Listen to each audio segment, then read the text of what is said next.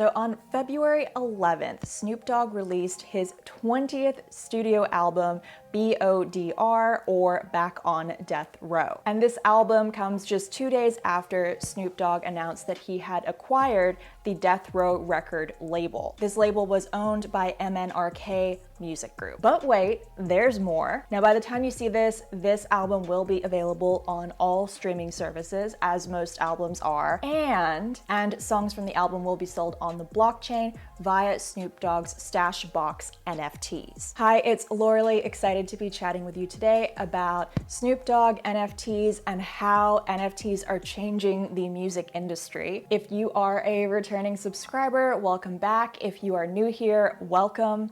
This might be a bit of a strange intro to my channel. I'm usually in my very techie, minimalist office, but this week it's a bit of a construction zone because we're redoing a wall, so I come to you from our master bedroom. Now, getting into today's topic, if you clicked on this video, I'm guessing you already understand how streaming works, so let's break down the NFT offering. NFT stands for non-fungible token, and it is a digital asset that is secured on a blockchain, usually Ethereum. If you want a rundown of NFTs, I have a handy dandy playlist right here. Now, Snoop Dogg's Stash Box NFTs were available on Gala Music. Each box contains one of 17 songs from the album, and each box cost $5,000. Yes, you heard that correctly.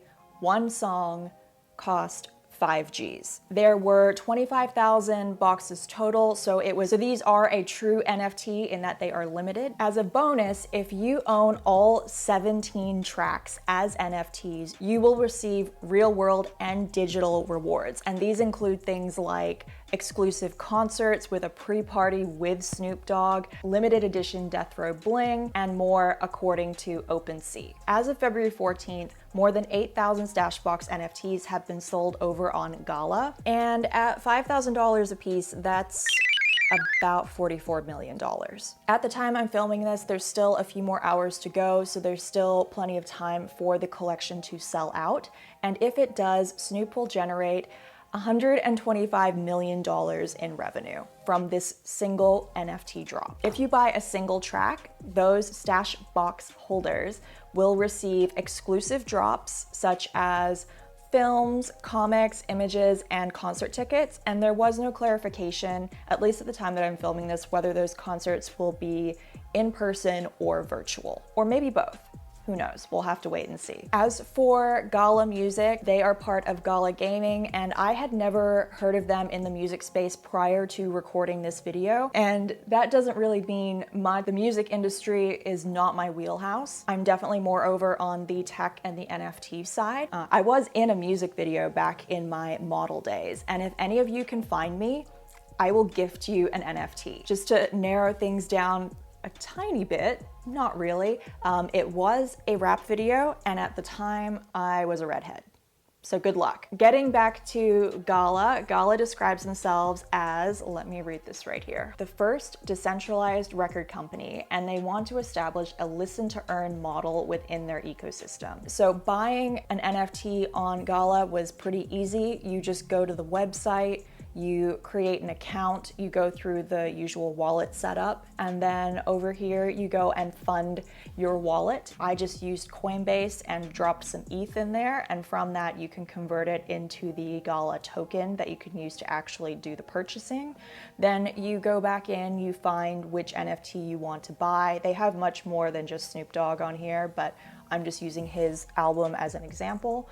So you go and select the quantity and click buy, and just make sure you're paying as much or as little as you want for gas fees, and there you go. If I have time to research this before this video goes up, I will add it in here, but it does look like Gala is a closed ecosystem, so you might be able to resell on their platform, but you can't resell on a marketplace like OpenSea or Rarible. Hi, it's future Lorelei here, and it turns out you can transfer your NFTs from Gala into your DeFi wallet and then get them onto a secondary marketplace such as OpenSea.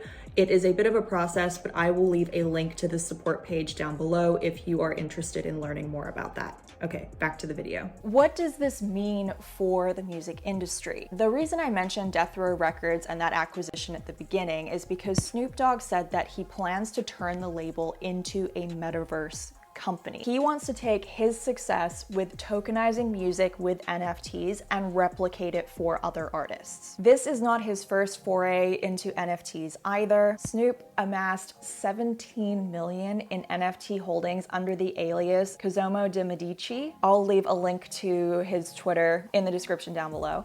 And last November, he minted an NFT that sold for $750,000. So he's far from a beginner. And this news is significant because there was a lot of debate in the NFT space as to whether artists that are already established can actually still be top earners in a Web3 world, or if their bread and butter was going to be in live concerts and streaming. And this NFT drop has shown, yes, when done properly, established artists can do incredibly well in the metaverse. And if you've been watching the space for a while, you'll know that this is not the first established artist to dabble with NFTs and do really well. Steve Aoki is quite prominent in the NFT space, and he actually said at a Gala event that he made more money from a single NFT drop than what he made from advances over 10 years of making music. And statements like that are just really hard to ignore. And there's a lot of factors that contribute to numbers like the ones I've read out today that are in the millions and hundreds of thousands of dollars. The reason that NFTs are able to do this is because they use smart contracts and coding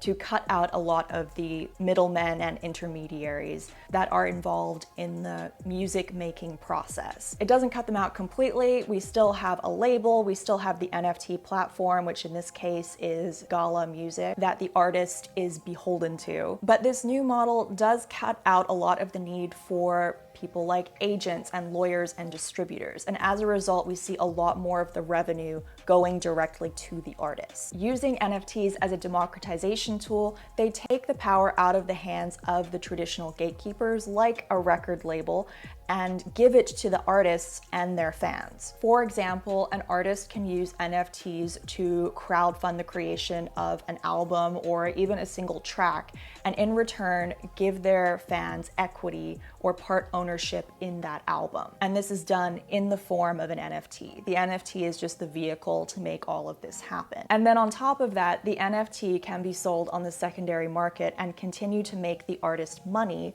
and it allows for more fans to engage with that artist even though the quantity of NFTs is limited. Okay, that is all for this week's video. Please let me know what you think of the Snoop Dogg Stashbox NFT drop. Let me know if you bought one. I'll leave links to Gala Music below if you want to check them out. And don't forget to subscribe and join the community if you haven't already. We're on this Web3 journey together. Yeah, I'll see you next time. Okay, bye.